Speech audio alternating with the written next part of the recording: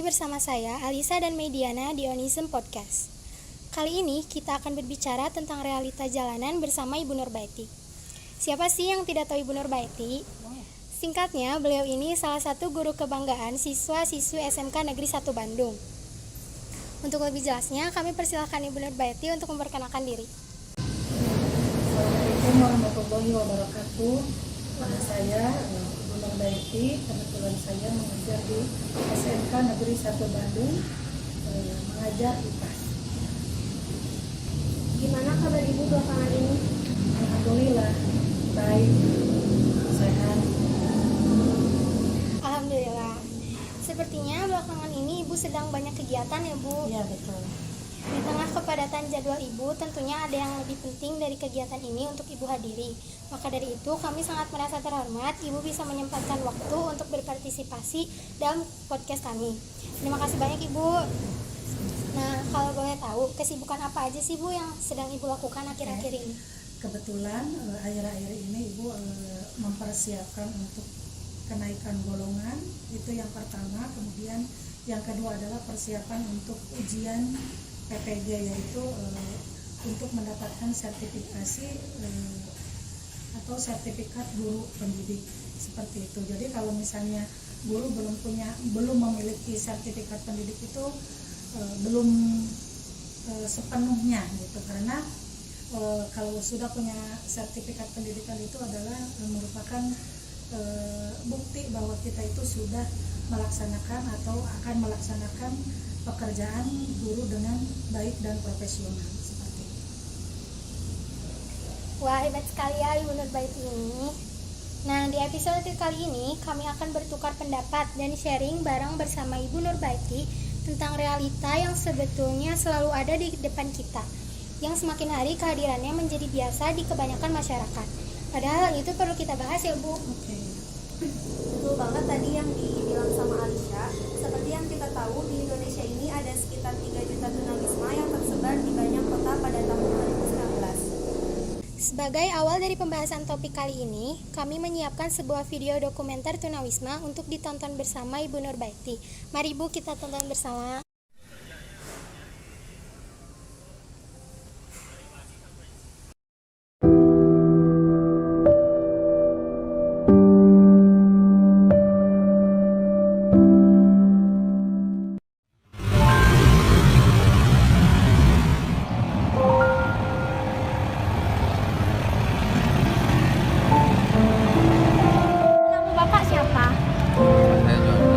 Joni, asli orang Lampung, asli apa?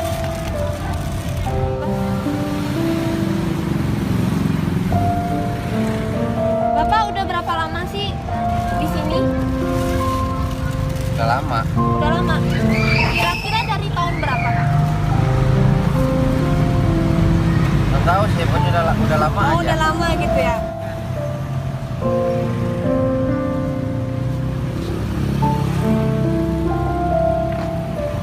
Ini selama di sini nggak ada kayak yang musik gitu, nggak ada yang marahin, nggak ada. Adanya juga aman gitu.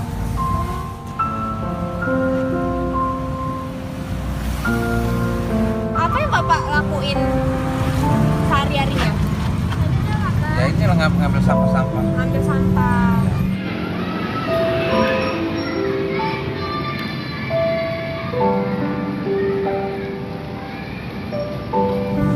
Jadi itu dari jam berapa sampai apa selesainya, Pak? Jam 10 lah. Jam 10 sampai Ya udah. sampai jam 10 malam.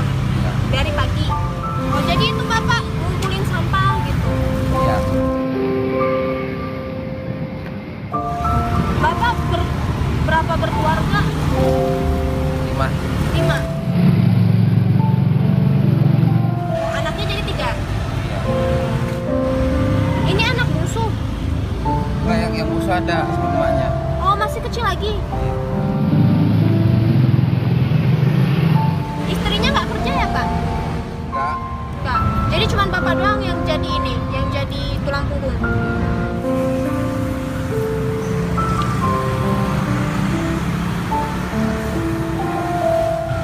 Jadi Bapak ngelakuin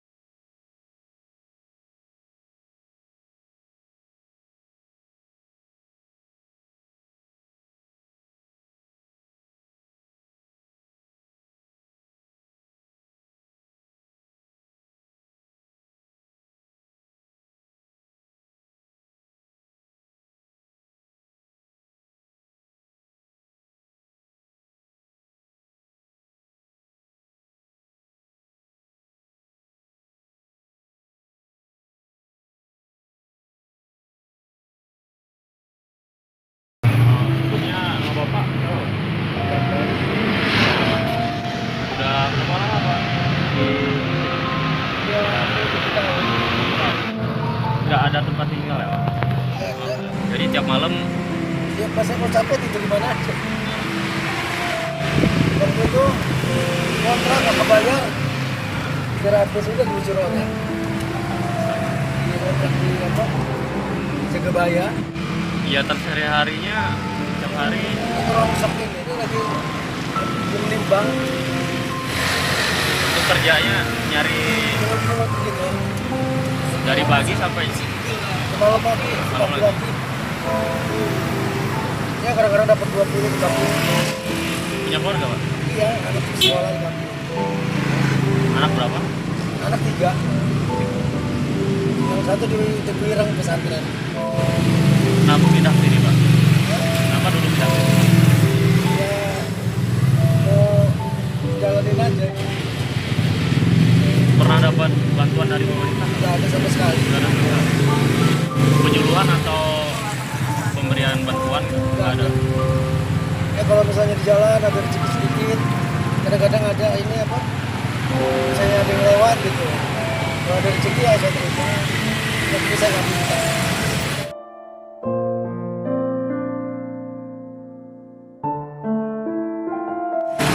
Kalau harapan untuk pemerintah itu ada nggak Pak? Ya ada pemerintah ya mungkin yang diperhatikan yang kecil. Ya kadang-kadang yang kecil ini anak sekolah kadang-kadang yang mampu-mampu aja yang untuk biaya. Yang tukang-tukang rongsok kan banyak banyak ini kadang-kadang nggak ada yang sekolah. Ya semua tukang rongsok ini banyak anak yang pengen sekolah apa. Kenapa? Bantuannya yang dekat-dekat RT aja, jauh dari RT nggak ada yang nggak dapat. Itulah. Malah yang seharusnya mendapatkan malah nggak dapat. Yang pentingnya nikmat syukurin aja lah biar emang bukan rezeki yang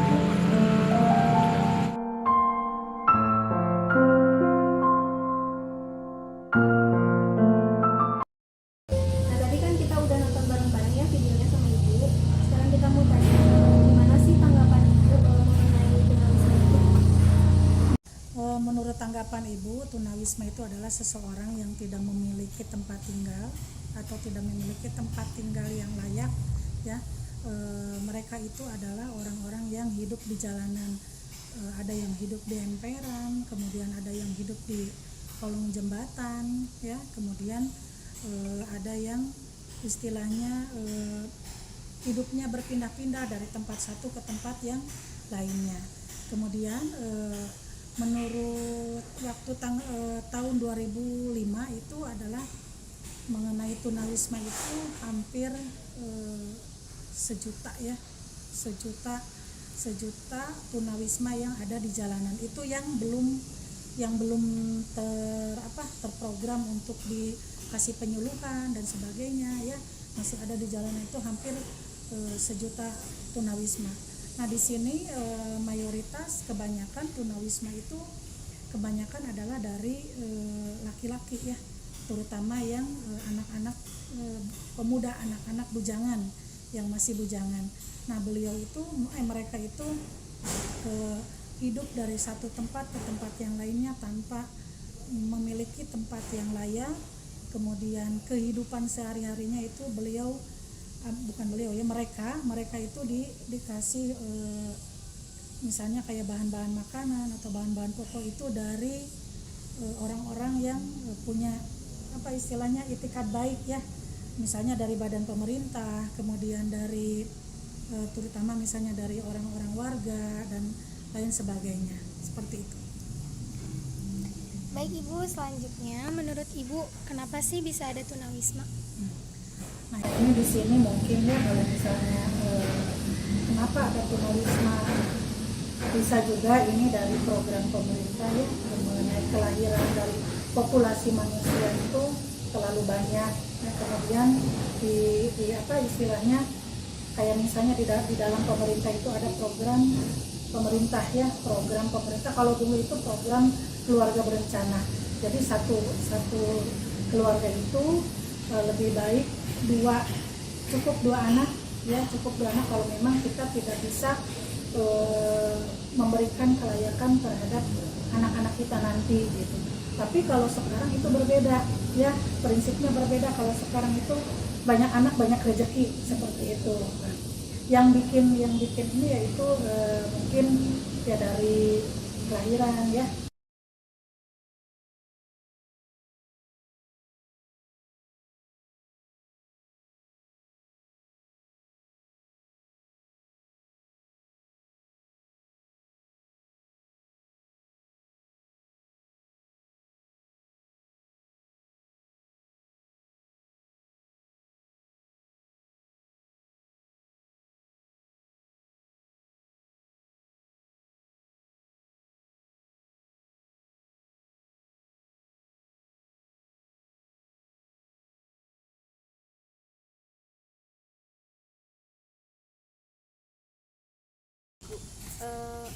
Memang betul ya. Jadi menurut kita juga kita berpendapat bahwa faktor-faktor yang menyebabkan seseorang bisa menjadi tunawisma itu betul kata ibu, dari angka kelahiran, terus yang hilangnya gimana ya, bukan hilangnya, jadi program keluarga berencana itu kayak nggak terprogram lagi sekarang mah kayak gitu.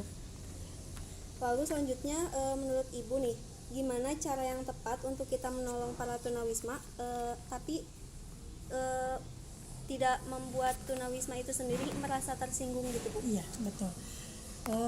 Kalau menurut ibu sendiri untuk mengatasi tunawisma itu yang pertama adalah pemberian penyuluhan. Ya, misalnya kita survei ke tiap jalanan ya, ke jalanan-jalanan, survei turun, kita terjun ke sana, kemudian kita istilahnya berkomunikasi dengan beliau, sharing, tapi tidak ada kita menjudge ya. Soalnya kalau misalnya orang kitanya pertamanya dengan pertanyaan yang ini, orang itu tidak akan bisa terbuka dengan kita. Makanya kita butuh pendekatan yang intens terhadap tunawisma yang ada di jalanan tersebut. Kemudian kita berkomunikasi dengan baik ya. Nah, kita memberikan penyuluhan, satu diberikan penyuluhan, kedua diberikan wadah untuk dia istilahnya diberikan penyuluhan, kemudian nanti di situ dikasih kegiatan supaya mereka itu tidak terjun ke lapangan ya, tidak terjun ke jalanan, dikasih pekerjaan sesuai dengan bidangnya ya. Kemudian nanti kita yang berinteraksi di sana untuk membimbing ya, kalau misalnya ini kayak panti sosial seperti itu. Baik Bu, jadi betul tadi menurut Ibu Nurbaiti bahwa kita juga perlu untuk bersimpati terhadap para tunawisma agar mereka tuh bisa maju gitu dalam menjalani hidupnya. Lanjut ke pertanyaan berikutnya, motivasi apa nih Bu yang bakal Ibu berikan kepada para tunawisma agar mereka bisa terus semangat dan berjuang? Kalau menurut Ibu ya, motivasi untuk mereka tetap dikasih motivasi bahwa mereka itu masih bisa usaha ya, masih tetap kalau kitanya kuat untuk berusaha, insya Allah apa yang akan kita lakukan insya Allah tercapai seperti itu. Jadi untuk tunawisma itu yang penting adalah motivasi, pendekatan kita terhadap mereka. Kemudian yang tadi sudah disebutkan adalah dengan pendekatan kita dengan memberikan penyuluhan dan memberikan wadah untuk kegiatan mereka, itu merupakan suatu motivasi untuk mereka supaya untuk hidup lebih baik lagi seperti itu, supaya tidak terjadi istilahnya tunawisma itu turun lagi ke jalanan seperti itu.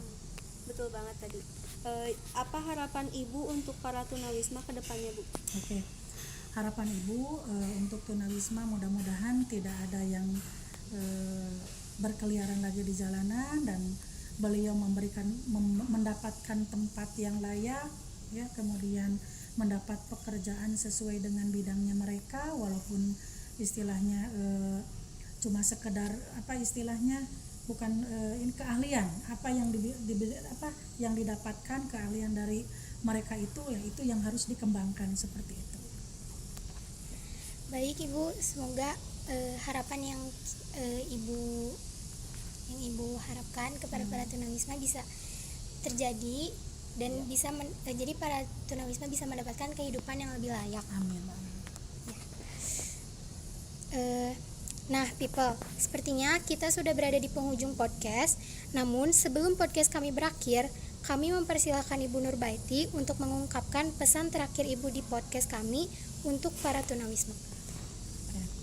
untuk para tunawisma yang ada di jalanan, tetap semangat ya, tetap kita optimis bahwa kita mampu untuk mendapatkan yang terbaik untuk kita, kemudian mendapatkan tempat yang layak untuk kita, dan mendapatkan pekerjaan yang layak untuk kita.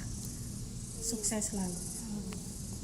Alhamdulillah, terima kasih kepada Ibu Nurbaiti atas bantuan dan kontribusinya. Kami mohon maaf apabila ada kesalahan kata maupun ucapan yang kurang berkenan. Sekali lagi terima kasih banyak Ibu. Iya, sama-sama. Sukses juga untuk kalian Ya, semua. Amin. Baik, alhamdulillahirabbil alamin. Kami ucapkan rasa syukur kepada Allah Subhanahu wa taala karena podcast kami ini berhasil dilaksanakan dengan lancar. Terima kasih juga sebesar-besarnya untuk tim produksi yang telah mengusahakan usaha yang terbaik untuk podcast ini.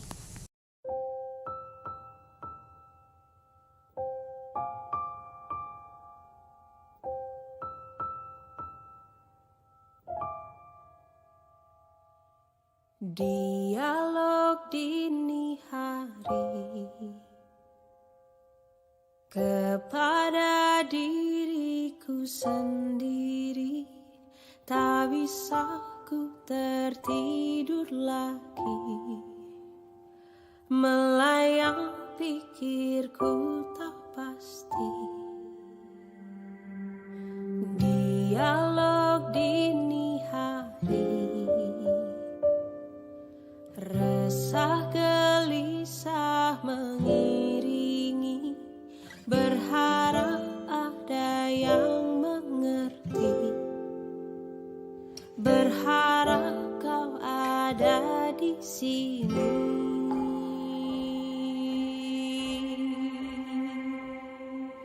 Tenang-tenang yang tak kunjung datang, menanti-nanti cahayamu, beri aku petunjukmu. Tenang-tenang, oh datanglah tenang hari ini.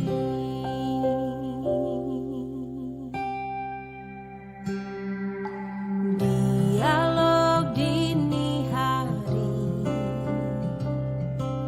resah gelisah mengiringi, berharap ada yang mengerti, berharap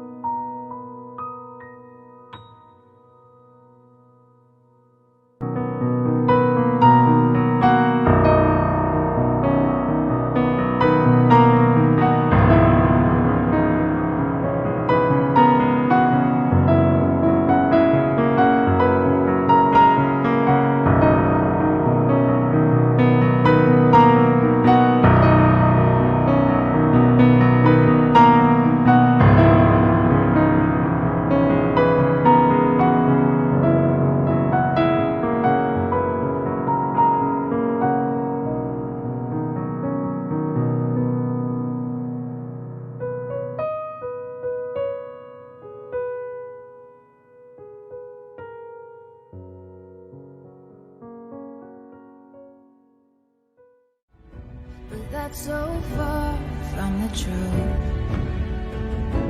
I know there's pain in your heart, and you're covered in scars. Wish you could see